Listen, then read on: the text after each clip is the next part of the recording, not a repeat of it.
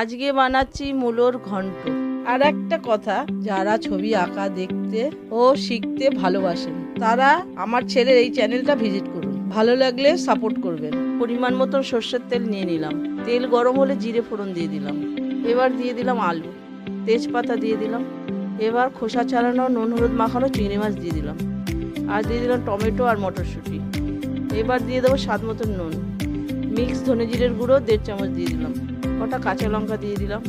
1 চামচ লঙ্কার গুঁড়ো দিয়ে দিলাম। এবার দিয়ে দেবো গ্রেট করা মূলোটা। একটু কষিয়ে নিয়ে অল্প করে জল দিয়ে দেবো। 10 মিনিটের জন্য ঢেকে দেবো। গরম মশলা দিয়ে দেবো। স্বাদ মতন চিনি দিয়ে দেবো।